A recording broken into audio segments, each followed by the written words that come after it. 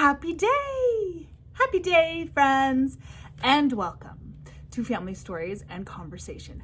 I'm Miss Piper from the Ellensburg Public Library.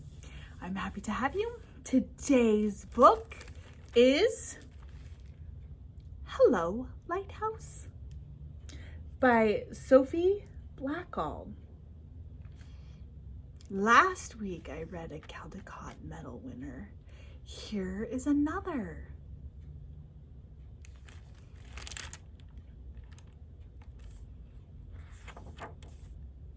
Little Brown and Company are the publishers of this book. Hello, Lighthouse.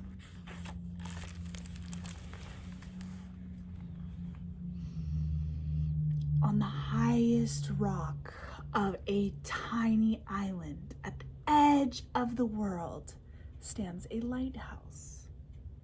It is built to last forever, sending its light out to sea, guiding the ships on their way. From dusk to dawn, the lighthouse beams. Hello, hello, hello, hello, lighthouse.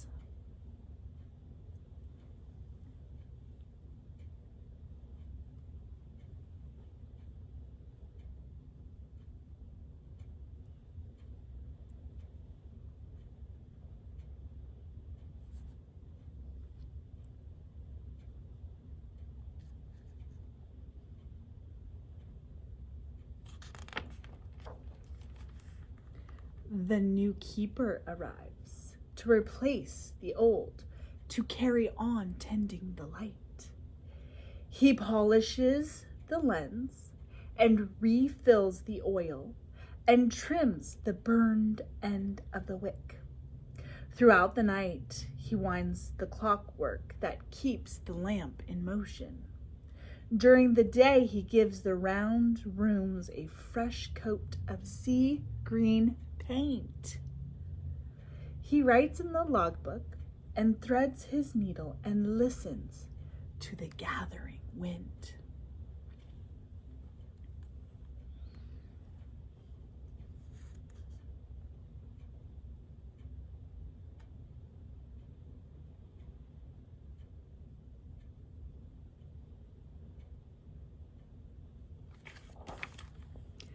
The wind takes a deep breath and blows and blows. Hello, hello, hello.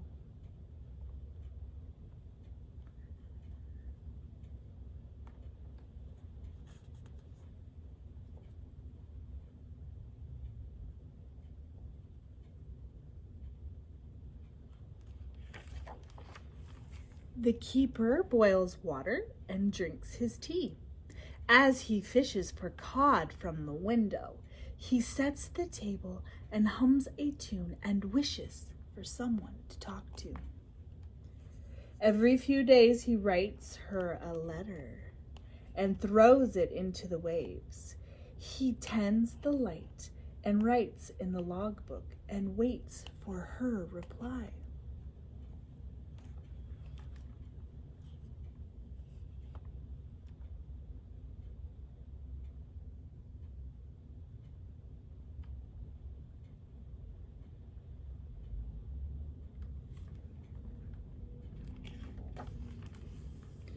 The sky grows dark, and the waves rise and crash. Hello, hello, hello.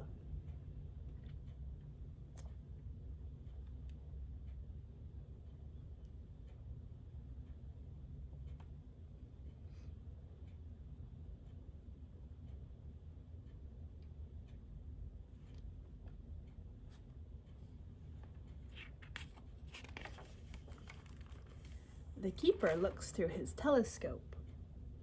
The tender arrives, bringing oil and flour and pork and beans. And his wife. He shows her around the round rooms of their house. He tends the light and writes in the logbook and sets the table for two.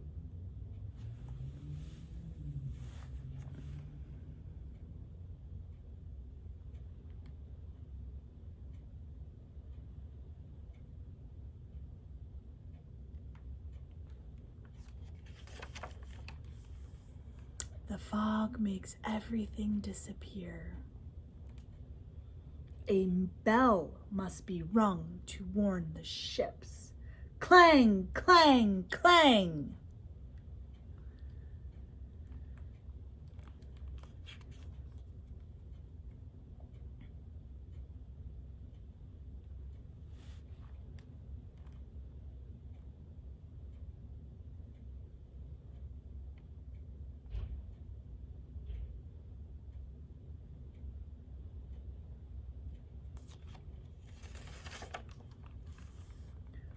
One thick night, disaster strikes.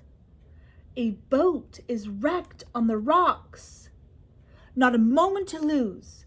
The keeper rows out. He pulls 3 sailors from the deep black sea. He tends the light and writes in the logbook and wraps the sailors in blankets.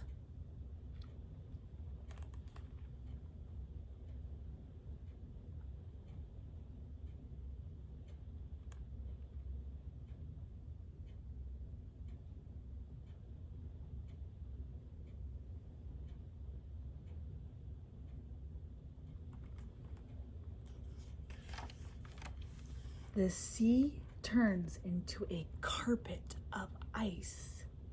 Hello, hello, hello.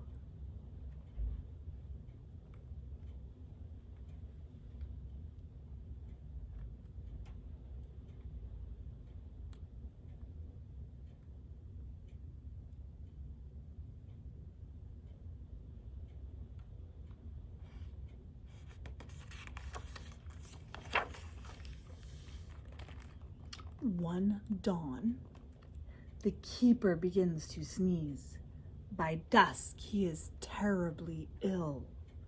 His wife is everywhere all at once, running up and down spiral stairs. She tends the light and feeds him broth and chips of ice off the lantern room windows. She sits by his side and writes in the logbook the minutes his fever breaks.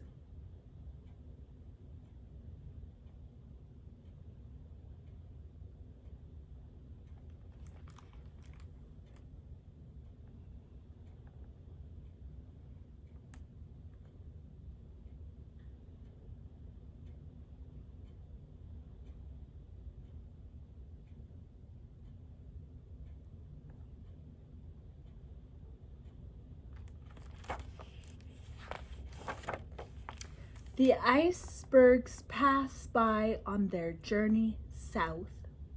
The whales pass by on their journey north. Hello, hello, hello.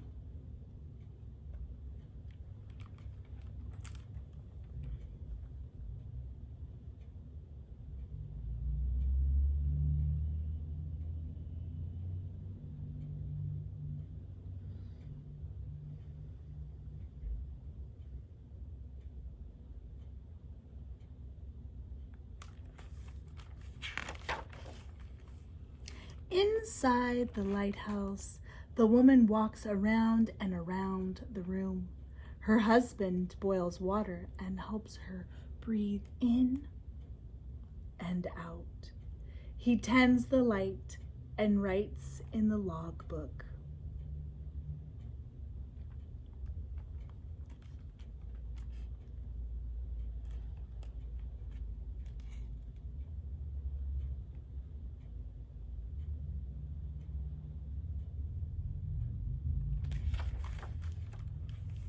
And notes the birth of their child.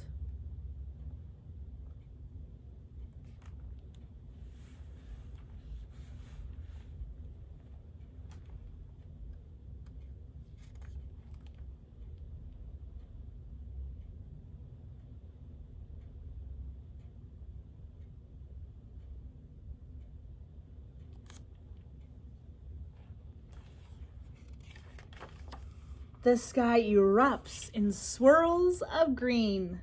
Hello, hello, hello.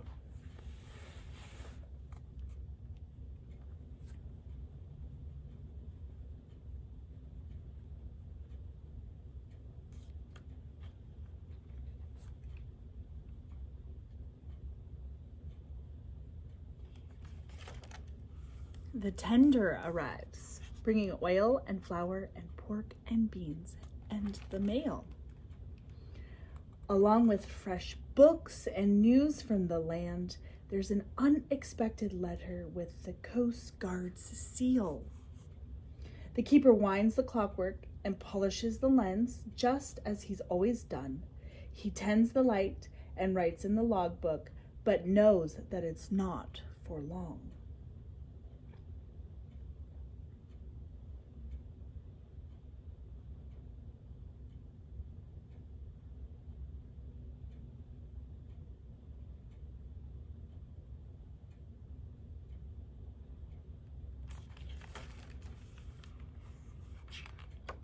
Together they watch the horizon.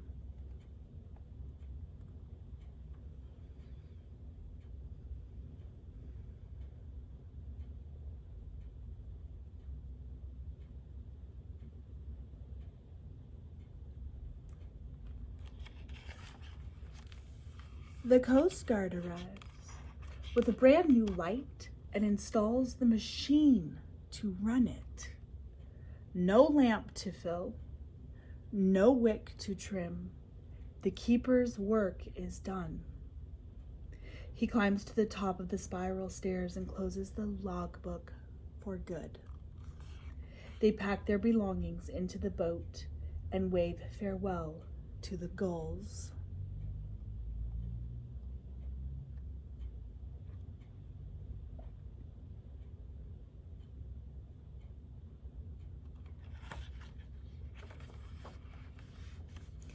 Beyond the breakers, they all look up.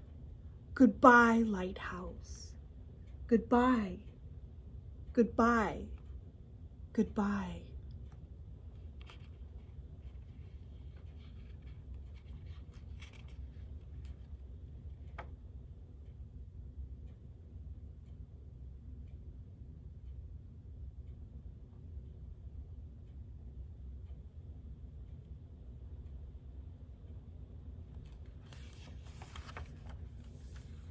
On the highest rock of a tiny island at the edge of the world stands a lighthouse. It is built to last forever, sending its light out to sea. The fog rolls in and the fog rolls out. The waves rise and crash. The wind blows and blows. Hello, hello. Hello?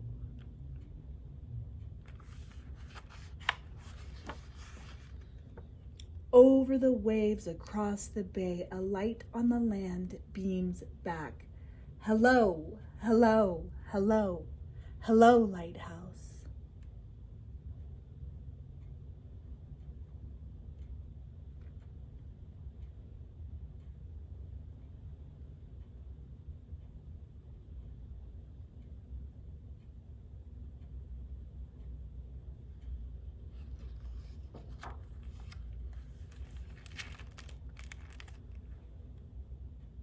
Hello, Lighthouse by Sophie Blackall. Where the wild things are. What did you think of that story? Let us converse. I have some questions for you. The first question has to do with the pictures. We already talked about the fact that it is a Caldecott medal winner. But I wanted to talk a little more about the pictures. I have read this book or had this book read to me many times. First, when I was little, and then when my children were little, and now for you. And it was only this time that I noticed that there is something going on with the pictures. When the story starts out, the pictures are small. And as the story goes, they get bigger and bigger and bigger until they fill out the entire page spread. 3 right in a row. And then as he's returning home, they get smaller again. Smaller. But they never go back to being that little square. In the beginning, there was just those little squares amid the big white space. And on the last image, when he's back in his room, it's still a full page. What do you think this all means? It's like the pictures go on a journey too. What do you make of that? Question number 2. This has to do with the wild things. Do you think it's safe to say that the wild things are monsters? Is this a monster story? Is this a kind of a monster story? There are many monster stories in the world for adults and for children. New and old stories. Why do you think we like monster stories? What's up with that? Did you find this one scary? I'd love to hear your thoughts. Question number 3. Have you ever been sent to your room? If you have, what did you do in that time? Max entertained himself by going on an adventure, didn't he? What do you do? All right.